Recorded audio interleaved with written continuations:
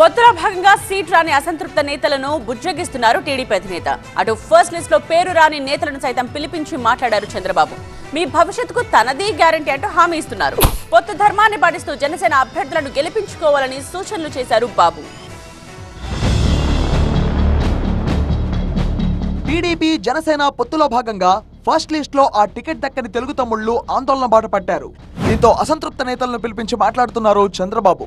వాళ్ల రాజకీయ భవిష్యత్తుకు తాను గ్యారంటీ ఇస్తానంటూ బుజ్జగిస్తున్నారు చంద్రబాబు. ఇదే క్రమంలో ఉండవల్లిలోని చంద్రబాబు నివాసానికి నేతలు క్యూ కట్టారు. పొత్తులో భాగంగా తెనాలి సీట్ను జనసేన నేత నాదెండ్ల మనోహర్ కు కేటాయించడంతో టికెట్ దక్కని ఆలపాటి రాజాను తన నివాసానికి పిలిపించుకుని మాట్లాడారు చంద్రబాబు. ఆయనకు ప్రత్యామ్నాయం చేస్తామని హామీ ఇచ్చినట్టు తెలుస్తోంది. అలాగే అనకాపల్లి టికెట్ ఆశించి భంగపడ్డ పీలా గోవింద్ సైతం ఉండవల్లిలో చంద్రబాబుతో భేటీ అయ్యారు. ఎన్నికల్లో పొత్తు ధర్మాన్ని పాటిస్తూ జనసేన అభ్యర్థులకు సహకరించాలని తన పార్టీ నేతలకు చంద్రబాబు సూచనలు చేశారు. వారికోస్ వెయిన్స్ వ్యాధికి కేవలం 30 నిమిషాల్లో చికిత్స. కాల్ చేయండి 9989527715.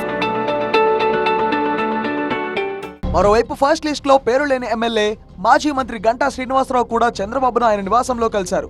చీపురుపల్లి నుంచి పోటీ చేయాలని చంద్రబాబు కోరారు. భీమిలి లేదా విశాఖపట్నం నుంచి పోటీ చేస్తానని చెప్పారు గంటా శ్రీనివాసరావు. తొలి జాబితాలో పేరు లేకపోతే అవమానించినట్టు కాదన్నారు గంటా శ్రీనివాసరావు. కొద్ది రోజులుగా ఈ చీపురుపల్లికి సంబంధించి వస్తున్న వార్తలకు సంబంధించి మా అధ్యక్షుల వారు కూడా చాలా పాజిటివ్గా ఉంది. అది నువ్వు అక్కడ పోటీ చేస్తే బాగుంటుంది, ఒకసారి ఆలోచించి చెప్పారు.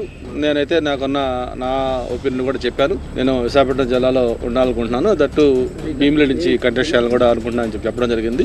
జనసేనకు ఎన్ని సీట్లు ఇవ్వాలి, తెలుగుదేశం ఎన్ని సీట్లు పోటీ చేయాలనేది ఈ పొత్తు పెట్టుకున్న పార్టీల మధ్య జరిగే అంతర్గత వ్యవహారం. అది వాళ్ళ దీన్ని బట్టి వాళ్ళు చేసుకుని వచ్చారు. దానికి పవన్ కళ్యాణ్ గారికిను తెలుగుదేశం పార్టీ లేని బాధ వాళ్ళకి ఎందుకు బాధ?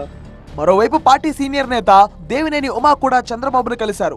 మైలవరంలో వసంత కృష్ణప్రసాద్ చేరికపై దేవినేని ఉమకు స్పష్టత ఇచ్చినట్టు తెలిసింది. ఈ విషయంలో చంద్రబాబు నిర్ణయమే తనకు శిరోధార్యమని చెప్పారు ఉమా. ఇక పెనుకొండ టికెట్ దక్కని మాజీ ఎమ్మెల్యే పార్థసారథిని బుజ్జగించే ప్రయత్నాలు చేస్తున్నారు. దీనిలో భాగంగా ఇప్పటికే పార్థసారథికి అధిష్టానం నుంచి పిలుపు వెళ్లింది. ఈలోపే అధిష్టానం దూతగా వెళ్లిన పరిటాల సునీత పార్థసారథిని కలిసి మాట్లాడారు. పెనుకొండ టికెట్ ను సవితకు కేటాయించడంపై పార్థసారథి వర్గం తీవ్రంగా మండిపడుతోంది. పార్టీ కోసం అహర్నిశలు కష్టపడితే టికెట్ ఎందుకు ఇవ్వలేదో అర్థం కావడం లేదంటూ పార్థసారథి ఆవేదన వ్యక్తం చేశారు.